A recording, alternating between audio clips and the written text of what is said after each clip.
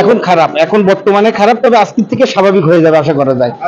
আজকের থেকে স্বাভাবিক হয়ে গেছে, পালাই চলে আসছে। এখন কি বলা যাবে ওরে, ওরে তো আর কিছু বলার নাই, কারণ ও খুব অন্যায় করছে, অবশ্যই অন্যায় করছে। ও যে যে মানুষ, নিরীহ মানুষগুলোরে হত্যা করছে, গুলি করছে ডাইরেক্ট, সেগুলো তো সমস্ত পৃথিবী দেখছে। শুধু তো ইন্ডিয়া বাংলাদেশ না, সমস্ত পৃথিবী দেখছে যে ও যেভাবে মানুষকে গুলি করছে, স্টুডেন্টের গুলি করছে। স্টুডেন্টের সাথে তো আর কোনো কিছু করা যায় না।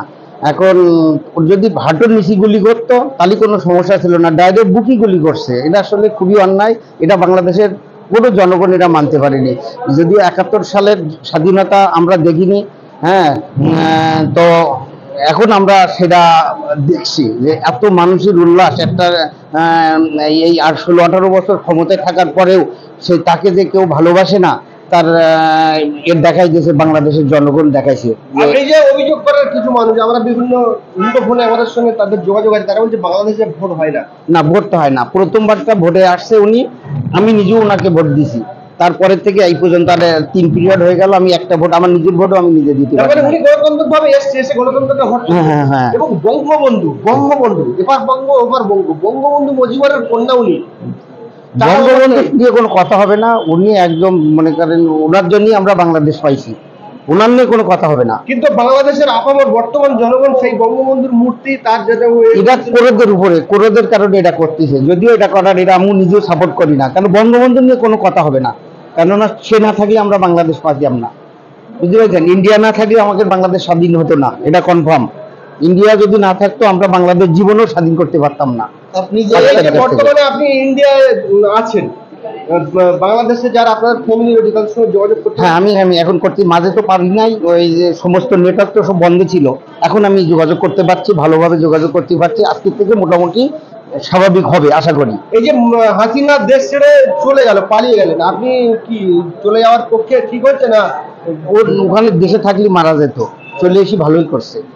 আচ্ছা, এই যে অর্থবিদ নোবেল লয়ার ইউনুসকে বর্তমানে দায়িত্ব দিয়েছে অন্তর্বর্তীকালের, এই ভদ্রলোককে আপনারা, আপনি না না না, নো ডাউট সে একজন ভালো লোক, সম্মানী লোক। সে সমস্ত পৃথিবী যাকে সম্মান করে তাকে সম্মান করা উচিত, কিন্তু আওয়ামী লীগ গভর্নমেন্ট তাকে সম্মান করতো না, বললেন। কিন্তু পৃথিবীব্যাপী প্রত্যেকেই সম্মান করে ডক্টর ইউনূসকে। সে একজন ভালো লোক, খারাপ লোক না। আপনি বাংলাদেশ থেকে কবে এসেছেন? আমি এবার আসছি 29 তারিখে আসছি, 29শে জুলাই। কেমন পরিস্থিতি ছিল সেই সময়? না, আমি যখন আসছিলাম ওই দিন ভালো ছিল, তার পরের দিন থেকে খারাপ হয়ে গেছে আবার। আপনি আপনার এলাকায় যে সাতক্ষীরা আছে সেখানকার পরিস্থিতি কেমন? এখন খুবই খারাপ। আপনার বাড়িটা কি শহরে না গ্রামে? শহরে। এখন খারাপ, এখন বর্তমানে খারাপ, তবে আজকের থেকে স্বাভাবিক হয়ে যাবে আশা করা যায়। আজকের থেকে স্বাভাবিক হয়ে যাবে, আজকের থেকে আর কোনো ঝামেলা হবে না। কারণ আমাদের সাতক্ষীরা জেলখানা লুট হয়েছে, ওখান থেকে জেলখানার থেকে সমস্ত আসামিদেরকে তালা ভেঙে বের করে নিয়ে আসছে। আমরা দেখেছিলাম যে দেলবার হোসেন সাইদি এবং মিজানুর রহমান আজাহারি বলেছিল যে অত্যাচারীর একদম শেষ হবে, এবং দেলবার হোসেন সাইদি বলেছিল, মারা গেছে, তিনি বলেছিল যে এই অপরাধের শাস্তি একদিন পেতে হবে। সেই দুজনের বদ্ধ অভিশাপ হয়ে গেল, সেটাই হয়ে গেল। আসলে উনি চাইলে এতটা হতো না, উনি নিজে একগমির কারণে এটা হয়েছে। উনি যদি একটুখানি সহযোগিতা করতো তাহলে এতটা প্রাণও যাইতো না, আর এত সমস্যাও হইতো না। শুধু উনার কারণে, শেখ হাসিনার কারণে এত কিছু হয়েছে। তো উনি যদি প্রথম তো এইগুলো ছাত্রদের সাথে যদি এত স্ট্রং না থাকতো, যদি একটু নমনীয় হলে এত কিছু হতো না। 30% মুক্তিযোদ্ধা যারা আপনি বলছেন, আমি মুক্তিযোদ্ধা দেখিনি, তারপরে তাদের ছেলেরাও চাকরি পেয়েছে, তারা চাকরি বর্তমানে পেয়েছে, তাদের নাতিপুতি, এটা ঠিক না, এটা চাওয়াটা ঠিক না। মনে করেন মুক্তিযোদ্ধা পর্যন্ত ওদেরকে আমরা প্রচন্ড সম্মান করি, ওনার ছেলে মেয়েদেরও সম্মান করি, কিন্তু নাতিপুতিদের যদি দিতে হয় তাহলে এইভাবে বংশ পরম্পরায় যদি দিতে থাকে তাহলে মেধাকে যাবে কোথায়, তারা যাবে কোথায়? এবং হাসিনা একটা চাঞ্চল্যকর কথা বলেছে যে মুক্তিযোদ্ধার নাতিপুতিদের চাকরি দেবো না, তাহলে কি রাজাকারের নাতিপুতিদের চাকরি দেবো? না, এটা তো উনি ঠিক বলে না। উনি অত বড় একটা দেশের মাতা, সে যদি এরকম ধরনের বাজে কথা বলে, এটা তো ঠিক না। আর স্টুডেন্টের সাথে কোনো গাদ্দারি করি চলা যায় না, চলতে পারে না। এই যে বর্তমানে বাংলাদেশের যে উত্তাল, এবং হাসিনা সরকার পালাতে হাসিনা বাধ্য হয়েছে পদত্যাগ করে, তো এই যে কিছু মানুষ বলছে যে না, এই স্টুডেন্টের পিছনে বিভিন্ন দেশ এবং বিভিন্ন সন্ত্রাসবাদী গোষ্ঠীগুলো দ্বারা যোগ রয়েছে। না, এটা সন্ত্রাসবাদী, এগুলো আওয়ামী লীগের সৃষ্টি, এটা এখানে ওসব কিছু নাই। সন্ত্রাসবাদী নাই, ওরা আন্দোলন করছে, ওরা গুলি খাইছে, পিছায়নি। এত গুলি খাইছে, ওরা পিছায়নি। কত লোক, কত স্টুডেন্ট এখন হসপিটালে চিৎকার করতেছে, তার ঠিক ঠিকানা নেই। প্রত্যেকে কারো কোনো গুলিবিদ্ধ হয়ে তারা মনে করেন ট্রিটমেন্ট নিয়েছে, তার ঠিক ঠিকানা নেই। প্রত্যেকটা হসপিটালে, ঢাকা শহর, চিটাগাং শহর, সব জায়গায়। 1971 সালে দেশ স্বাধীন হয়েছে বাংলাদেশ, জি। তখনও বাংলাদেশের মানুষ গুলি খেয়েছে। 1992-93 সালে আবার একবার এরকম পরিস্থিতি জি, তৈরি জি। হয়েছে। আবার বলছে বাংলাদেশের মানুষ আবার দেশটাকে স্বাধীন করলাম। তো এক এবার দেশ পূর্ণাঙ্গ, কতবার স্বাধীন করলো? এবার পূর্ণাঙ্গ স্বাধীনতা পাইছে এবার। আপনারা মনে করেন যে এর পরে বাংলাদেশের মানুষ যোগ্য মানুষকে বাংলাদেশ আশা করা যায় এরকম কোনো কিছু হবে এবার, এবার আমরা আশা করি। বাংলাদেশের হিন্দুরা কি ভয় আছে? না, হিন্দুরা ভয় তো নাই। হ্যাঁ, তবে চেষ্টা করতেছে হিন্দু মুসলমান সবাই সম্মিলিতভাবে এলাকা এ করার জন্য। এই সময় মনে করেন মানুষের মধ্যে খারাপ ধারণা ভালো ধারণা থাকতেই পারে।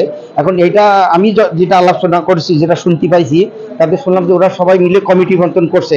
আমার মহল্লা হিন্দু মুসলমান একসাথে, আরেক মহল্লা হিন্দু মুসলমান একসাথে, কেউ যেন কারোর জন্য ক্ষতি না করে, আক্রমণাত্মক ভাবে যেন কেউ যেন কোনো কিছু না করতে পারে, এই প্রসেসটা চলতেছে এখন বর্তমানে বাংলাদেশে।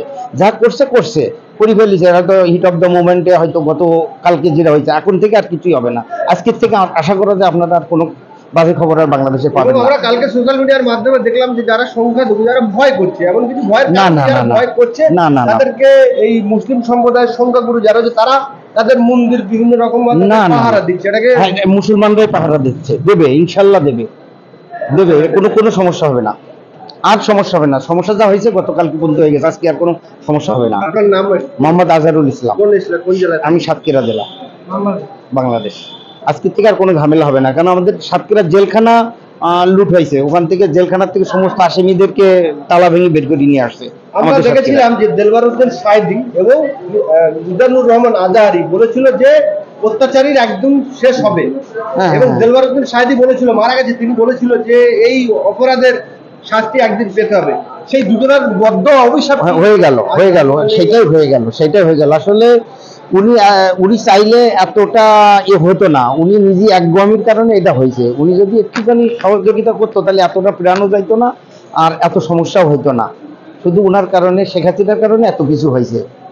নতুবা উনি যদি প্রথম তো এইগুলো ছাত্রদের সাথে যদি এত স্ট্রং না থাকতো, যদি একটু নমনীয় হলে এত কিছু হতো না। 30% মুক্তিযোদ্ধা যারা আপনি বলছেন আমি মুক্তিযোদ্ধা দেখিনি, তারপরে তাদের ছেলেরাও চাকরি পেয়েছে, তারা চাকরি বর্তমানে পেয়েছে, তাদের নাতিপুতি মানে একটা এটা family- ঠিক না, এটা চাওয়াটা ঠিক না। মনে করেন মুক্তিযোদ্ধা পর্যন্ত ওদেরকে আমরা প্রচন্ড সম্মান করি, ওনার ছেলে মেয়েদেরও সম্মান করি, কিন্তু নাতিপুতিদের যদি দিতে হয় তাহলে এইভাবে বংশ পরম্পরায় যদি দিতে থাকে তাহলে মেধাকে যাবে কোথায়, তারা যাবে কোথায়? এবং হাসিনা একটা চাঞ্চল্যকর কথা বলেছে যে মুক্তিযোদ্ধার নাতিপুতিদের চাকরি দেবো না, তাহলে কি রাজাকারের নাতিপুতিদের চাকরি দেবো?